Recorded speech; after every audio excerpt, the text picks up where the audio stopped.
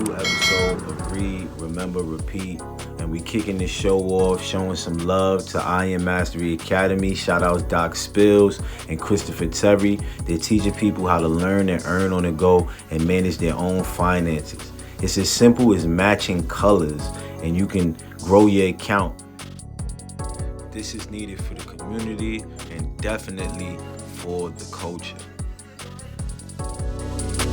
I said, surround your mind with greatness, some of it will rub off. This is my office. This is where I start my day. And every day I read something. Form a habit of reading every day. It's about Proctor. My goal. And I love what you're doing as far as the read, remember, repeat, because that's imperative, Focus. Man. And always, family, remember this. Read, remember, and repeat.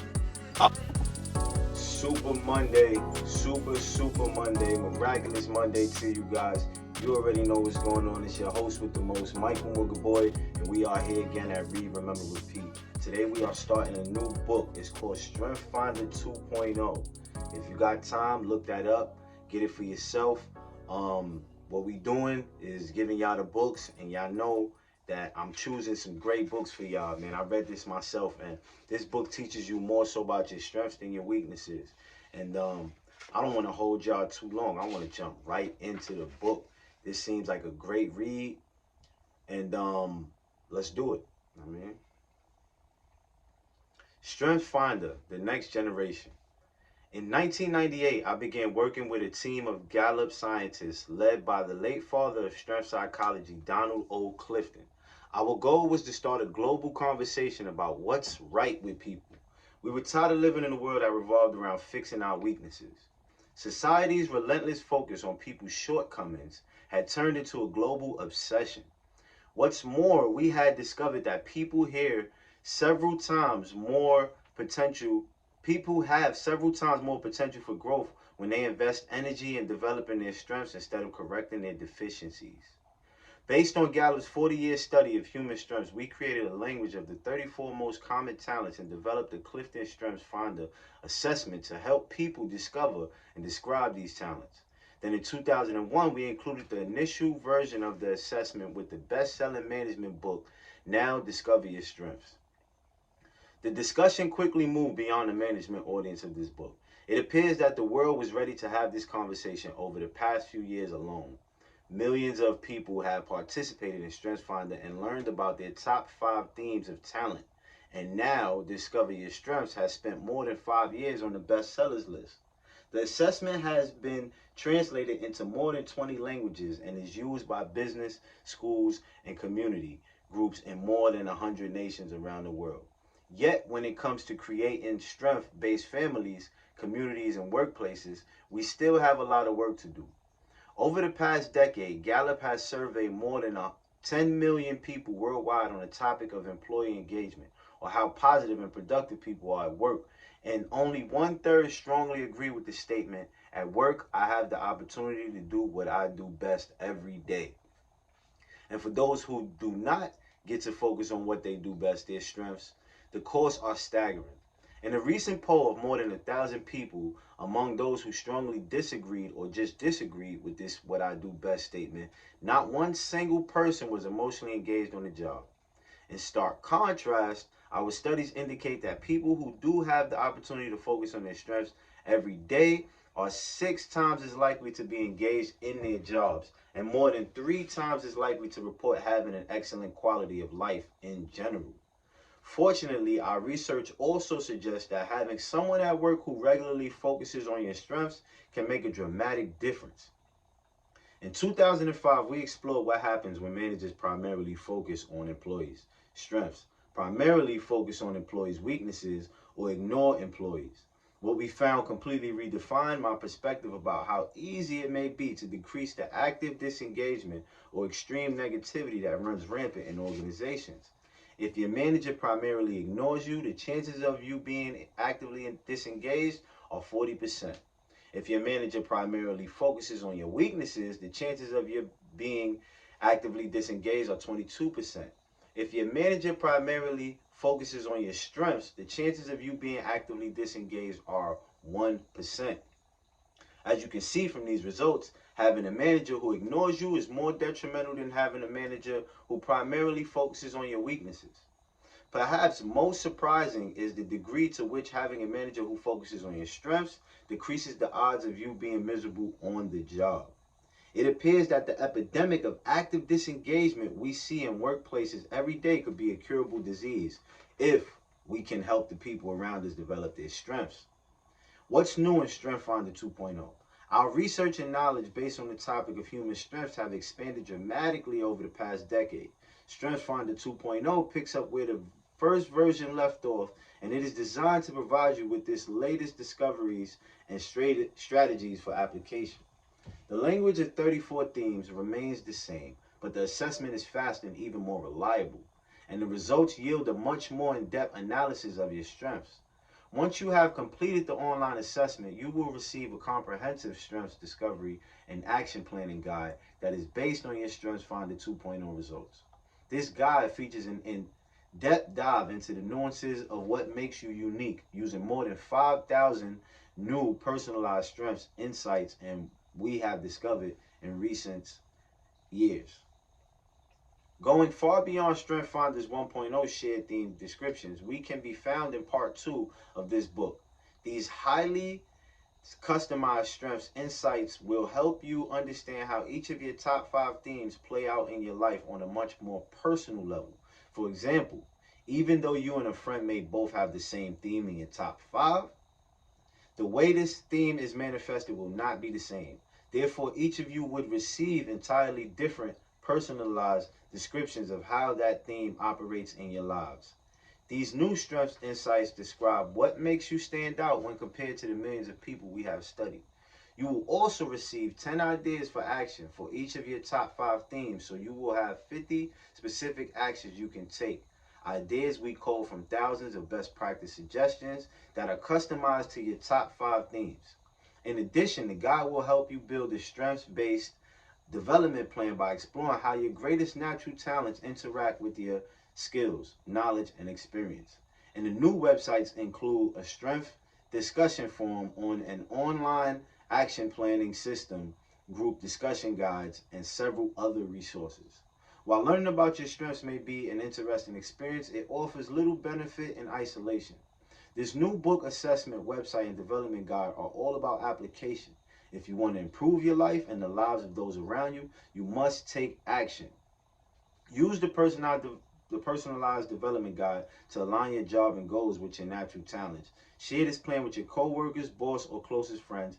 Then help the people around you at work and at home develop their strengths. If you do, chances are you will find yourself in a much more positive and productive environment.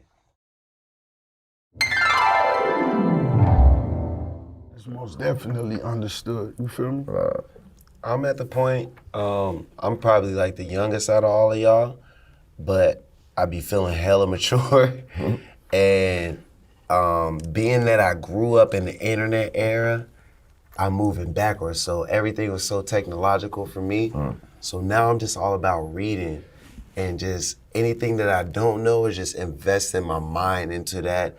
And really, you know what I'm saying? Yeah, because we got great natural talents, but to learn that, you know what I mean, piece by piece, and that's what I feel like other people have. They need to hear that. Yeah. They need to hear that. They need to know. They need to actually, they need to listen to that. They need to listen when you say that going back and paying attention to, Hell yeah. It was too technical. I mean, it's all in the book, bro. Yeah.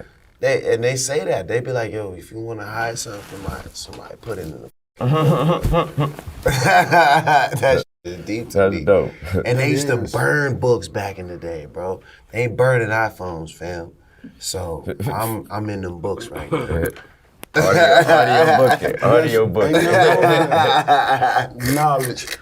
Audio book, that's crazy. I love that. I bought my first audio book I bought was crazy, so that's crazy. And I went back to pay attention to something I didn't know too much about and want to find out more about, so that's all. That's So question, I'm an author myself, but for somebody that's never had an audio book, when do you enjoy it? Is that something in the car? That's at the crib? That's when you sipping on something and personal smoking? time is on however you, I always hear people have a different, I hear people have people always have a different answer. So Absolutely. for me, it's just when I'm just dolo. Yep. When I'm dolo, ain't personal nobody time. around, and I think it's also because of the book. I ain't want nobody to judge me because of the book I had got. So Right. I listen to it on my own. I ain't want nobody like, boy, you crazy. So, You don't need You in the corner like this. you feel me? Yeah. I got that. But really First enjoying time I that used the freestyle. headphones on that For one. real. I'm enjoying being around legends. I'm inspired. And we are back, family. Part 1, Finding Your Strengths, an introduction. The path of most resistance. At its fundamentally flawed core, the aim of almost any learning program is to help us become who we are not. If you don't have natural talent with numbers, you're still forced to spend time in that area to attain a degree. If you're not very empathetic, you get sent to a course designed to infuse empathy into your personality. From the cradle to the cubicle, we devote more time to our shortcomings than to our strengths. This is quite apparent in the way we create icons out of people who struggle to overcome a lack of natural talent. Consider the true story of Rudy Rudiger, the 23-year-old groundskeeper at Notre Dame Stadium who was the protagonist of the 1993 movie Rudy. At just 5'6" and 165 pounds, this young man clearly didn't possess the physical ability to play big-time college football, but he had ample heart. Rudy worked tirelessly to gain admission to Notre Dame so he could play football there. Eventually, after being rejected 3 times, he was accepted at Notre Dame and soon thereafter earned a spot on the football team's practice squad. For 2 years, Rudy took a beating in daily practices, but he was never allowed to join his team on the sidelines. Then after trying as hard as he could for 2 seasons, Rudy was finally invited to suit up for the final game of his senior year. In the last moments of this game, with a Notre Dame victory safely in hand, Rudy's teammates lobbied their coach to put him in the game. In the final seconds, the coach sent Rudy in for a single play, and he tackled the opposing team's quarterback. It was a dramatic moment, and of course, Rudy became an instant hero. Fans chanted his name and carried him off the field. Rudiger was later invited to the White House, where he met President Bill Clinton, Colin Powell, and football legend Joe Montana.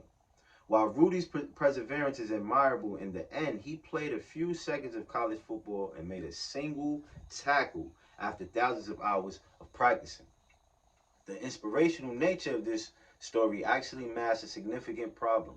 Overcoming deficits is an essential part of the fabric of our culture. Our books, movies, and folklore are filled with stories of the underdog who beats 1 in a million odds. And this leads us to celebrate those who triumph over their lack of natural ability even more than we recognize those who capitalize on their innate talents. As a result, millions of people see these heroes as being the epitome of the American dream and set their sights on conquering major challenges. Unfortunately, this has taken the path of most resistance, a misguided maxim. You can be anything you want to be if you just try hard enough. Like most people, I embraced this maxim at a young age. Along with thousands of other kids, I spent a good chunk of my childhood trying to be the next Michael Jordan. Every day I practiced shooting hoops for 3 to 4 hours. I went to basketball camps each summer and tried in every way possible to be a great player. No matter how hard I worked at it though, becoming an NBA star simply wasn't in the cards for me. After giving 100% of my efforts for more than 5 years, I couldn't even make the junior varsity team. Embracing the you can be anything you want to be maxim isn't something we outgrow. Similar scenarios play out in the workplace every day. A star salesperson thinks she can be a great sales manager with enough effort. She interviews other managers to gain insight, reads every book on management she can find, and stays late every night trying to get the job done, at the expense of her family and even her health. Then, a few years into the job, she realizes that she doesn't have the natural talent to develop other people. Not only is this a waste of her time, but chances are she could have increased her contribution even more if she had stayed in the sales role, a role in which she naturally excelled. Yet, if we want additional income, status, or responsibility, most organizational hierarchies force us into a very different role. Instead of allowing for an entire career of progression within a specific role that fits our talents. What's even more disheartening is the way our fixation on deficits affects young people in the home and classroom. In every culture, we have studied the overwhelming majority of parents, 77% in the United States, think that a student's lowest grades deserve the most time and attention. Parents and teachers reward excellence with apathy instead of investing more time in the areas where a child has the most potential for greatness. The reality is that a person who has always struggled with numbers is unlikely to be a great accountant or statistician. And the person without much natural empathy will never be able to comfort an agitated customer in the warm and sincere way that the great empathizers can. Even the legendary Michael Jordan, who embodied the power of raw talent on a basketball court, could not become, well, the Michael Jordan of golf or baseball, no matter how hard he tried. This might sound like a heretical point of view, especially for those of us who grew up believing the essential American myth that we could become anything we wanted. Yet it's clear from Gallup's research that each person has a great potential for success in specific areas, and the key to human development is building on who you already are. The following real-life example from Gallup's economic development work in Puebla, Mexico, provides a basic yet powerful illustration of what can happen when people focus on their natural talents. Hector had always been known as a great shoemaker. In fact, customers from such far-off places as France claimed that Hector made the best shoes in the world. Yet for years he had been frustrated with his small shoemaking business. Although Hector knew he was capable of making hundreds of shoes per week, he was averaging just 30 pairs when a friend asked him why. Hector explained that while he was great at producing shoes, he was a poor salesman and terrible when it came to collecting payments. Yet he spent most of his time working in these areas of weakness. So Hector's friend introduced him to Sergio, a natural salesman and marketer. Just as Hector was known for his craftsmanship, Sergio could close deals and sell. Given the way their strengths complemented one another, Hector and Sergio decided to work together. A year later, this strengths-based duo was producing, selling, and collecting payment for more than 100 pairs of shoes per week, a more than threefold increase. While this story may seem simplistic in many cases, aligning yourself with the right task can be this easy.